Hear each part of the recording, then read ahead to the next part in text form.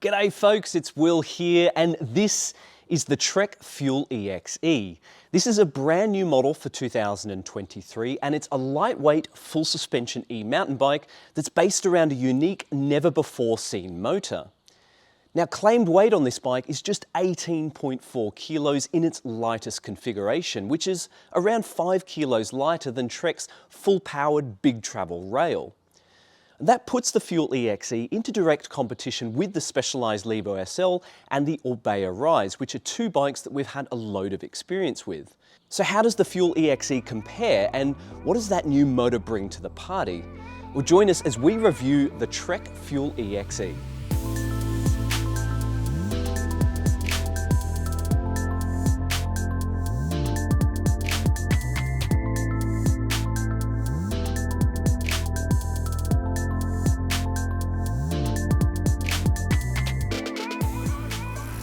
The Trek Fuel EXe is essentially an electrified version of the regular Fuel EX.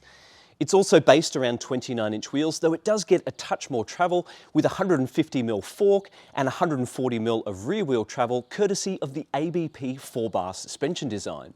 The frame is constructed from OCLV mountain carbon fibre with a two-piece alloy rocker link that drives the rear shock via a trunnion bearing mount. Powering the Fuel EXe is a brand new and extremely compact motor that Trek has developed in collaboration with German brand TQ. It uses the patented harmonic pin ring mechanism to create what is possibly the lightest and smallest e-mountain bike motor on the market. It's claimed to weigh just 1.85 kilos, which is 100 grams lighter than a Levo SL motor and nearly a kilo lighter than a Bosch motor. Inside are just two moving parts with no need for a belt or additional cogs, and it spins at an RPM that's around 3 times lower than a conventional motor. The TQ motor is claimed to produce fewer operating frequencies, lowering the overall decibel level, but also reducing the tonality, which is basically how annoying the sound is to the human ear. Despite its compact form, this German-manufactured motor pumps out up to 50 Newton-meters of torque with a peak power output of 300 watts. The motor is then powered by a slim 360 watt-hour battery which sits inside the downtube. The battery can be charged in situ, though it can also be removed from the frame without having to drop out the motor, which will be useful for folks who need to charge the battery separately to where the bike is stored. With a fast charger, Trek claims it takes just 2 hours to fully charge the battery in the Fuel EXe.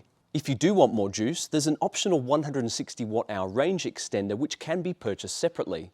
This piggyback battery fits into the bottle cage and it boosts range by a claimed 40%. Just like the specialised Levo and the Rocky Mountain Altitude Power Play, the new Fuel EXe features a display that's integrated directly into the frame's top tube.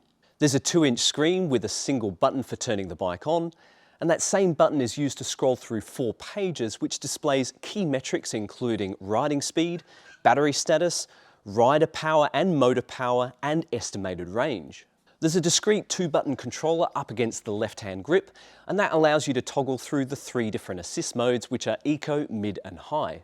You can pair the TQ system to your GPS unit and smartphone, and further functions can be unlocked via the Trek Central app, which can also be used to tune the motor's assistance levels. Now, without a bulky motor getting in the way, there are clearly few compromises that have been forced onto the suspension layout and the geometry of the Fuel EXe. For example, the rear centre length is just 440mm, which is quite impressive given the 29-inch rear wheel and the 2.5-inch wide tyres. Up front is a 64.7 degree head angle, and on our medium-sized test bike there's a 76.7 degree effective seat tube angle and a 452mm reach.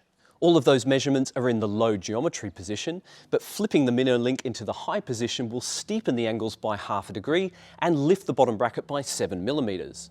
In that high position, Trek also states you can run the Fuel EXe as a mullet bike with a 27.5-inch rear wheel. That said, it will affect the motor's output and the 25 km/h cutoff point, as there's currently no way for users to adjust the wheel circumference in the TQ system. Globally, there will be 6 models in the Trek Fuel EXe lineup, though only 3 of those models will be making their way down under. Prices will start at 9,499 Australian dollars for the Fuel EXe 9.5, and they'll max out at $12,999 for the Fuel EXe 9.8 XT. The bike that we've been testing here is the top-end model. This is the Fuel EXe 9.9 XX1 Axis model, and it comes with a staggering retail price of $13,999 US. Now, while this model isn't available in Australia, aside from the wireless bits, the spec isn't actually too far different from the 9.8 XT model. As usual though, our review won't be focusing so much on the individual components, but rather the important stuff that's shared throughout the range, like the frame, the handling, the suspension performance, and that unique TQ motor.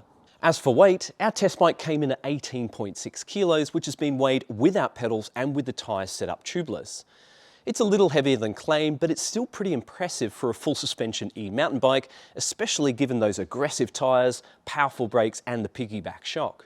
Now, the first thing you notice, or rather don't notice when riding the Fuel EXe, is just how quiet that TQ motor is. In fact, this is easily the quietest e-mountain bike we've ever ridden.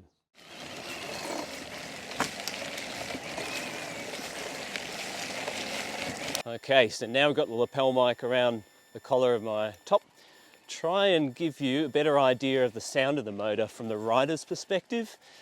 And I'm not sure if you can hear that through the microphone, but there's not a lot of noise from this motor. Not only is the overall volume low, the pitch is far less prominent compared to some of the other motors we've ridden. Furthermore, there's no annoying clacking noise on the descents like we've experienced with the latest Shimano and Bosch units. The motor and chassis are really well damped with very little vibration present.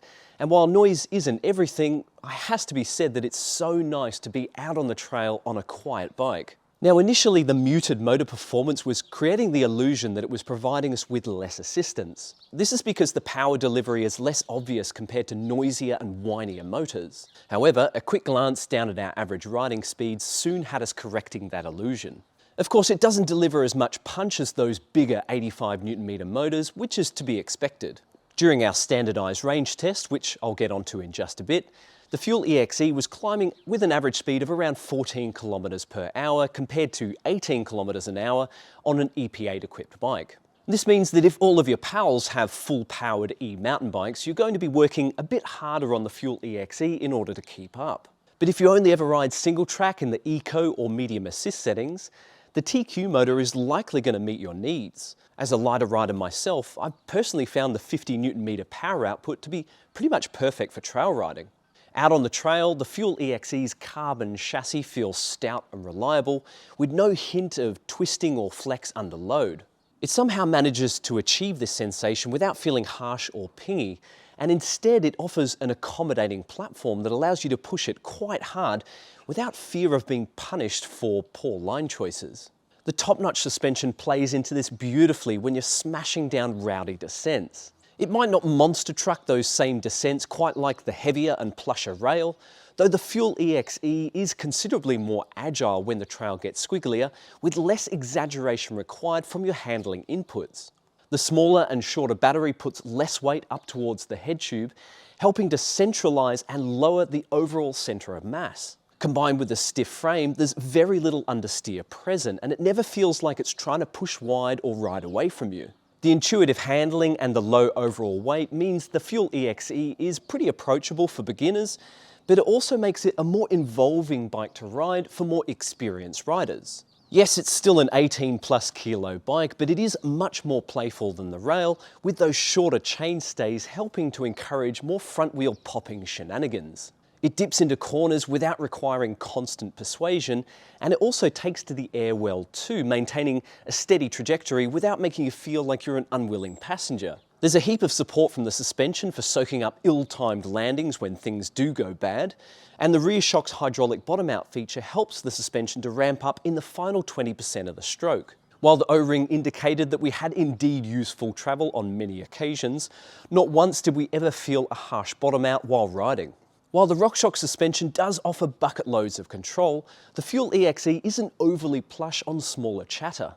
This is more so the case with the new Lyric, which hasn't amazed us with its small bump compliance. The fork on our test bike has improved considerably over the first dozen or so rides as the seals and bushings have bedded in, and there's no denying the incredible support that comes from the Charger 3 damper. However, the Fuel EXe doesn't exactly deliver a cloud-like ride quality, and certainly not compared to the much floatier Canyon Spectral On that we're also testing at the moment. For this reason, we'd be curious to try out the cheaper Fuel EXe 9.7 to see whether its Fox suspension package provides a more supple feel. Now, I'll point out here that heavier or more aggressive riders may not encounter the same experience that we've had. And it has to be said that that damping support does make the Fuel EXe a highly responsive and thoroughly rewarding bike to ride. Still, those who are eager for the cushiest ride on the chunkiest terrain may want to look elsewhere. Now, overall, we've been impressed by the TQ motor, which delivers smooth power output and pretty quick pickup at the pedals. It isn't always predictable on the trail, however, as it can occasionally lag before the power comes on. Spinning a lower gear at a slightly higher cadence seems to be its preferred input, though it doesn't always respond to rapid changes of RPM compared to some other motors. There are options to tune the motor via the Trek Central app, which allows you to tweak the pedal response, the assist factor, and the maximum power of each of the 3 assist settings. Unfortunately, the app wasn't available prior to the Fuel EXe's official release, so we'll be exploring more of that functionality over the coming weeks of riding. As for the other downsides, while the TQ motor is very compact and narrow, the Q factor does blow out thanks to these chunky carbon crank arms. I measured the Q factor at around 195mm, which is notably wider than any other e-mountain bike we've tested, and around 20mm wider than a regular mountain bike. Now, this is unlikely to be a problem for most riders, and indeed the wider stance can actually improve general stability. However, flat pedal riders will want to be wary when riding through deep ruts, and those with sensitive knees may simply find the Q factor to be too wide for comfort. With the Fuel EXe being such a quiet bike to begin with, we did pick up on some annoying rattles within the first couple of rides. There's some play in the rear through-axle lever, though fortunately it is removable from the bike so you can eliminate that noise. There's also an integrated multi-tool inside the fork steerer tube, which is very handy, but if the bits become loose, they can rattle around while riding. Now, you might be wondering how much range you can get out of the Fuel EXe with that small battery. To see how it compares to some of the other e-mountain bikes we've tested, we subjected it to our standardized range test. And this involves pedaling up a road climb with a 10% average grade with the motor set to the most powerful setting before bombing back down a single track descent. The idea is to see how many laps and how much elevation gain we can achieve out of a single charge. During this range test, the Fuel EXe managed to rack up 1,312 meters of elevation gain, which worked out to be just shy of 7 laps. Now, if you want to see how that compares to the other e-mountain bikes we've tested, make sure you click that link in the video description below to check out the full review of the Fuel EXe. Now, over the past year, we've spent a load of time on 2 of the Fuel EXe's main rivals, that being the Specialized Levo SL and the Orbea Rise. If you're curious to know how these bikes stack up against each other, you'll find a detailed comparison in the full review. Again, just click that link in the video description below to check it out. And that brings us to the verdict of the new Trek Fuel EXe, which is a terrific example of just how far modern e-mountain bikes have come. Not only is it a fantastic looking bike that's low on bulk, it also delivers a load of performance out of an impressively lightweight package. The TQ motor is stunningly quiet, and for many riders, its 50 Nm output will be ideal. Heavier folks and those who are chasing maximum power and maximum range will still be better served by the rail with its high-powered Bosch motor. The rail also features a plusher and more comfortable ride quality, and it's more capable of brainless bombing down wide-open descents. In comparison, the Fuel EXe is a more involving bike to ride, which rewards an active pilot that wants to work and play with the terrain. While the suspension isn't buttery smooth over smaller chatter, it does produce a heap of support and incredible control at higher speeds. Along with a stout chassis, the Fuel EXe exhibits a well-damped ride quality that shrugs off the big hits and awkward landings,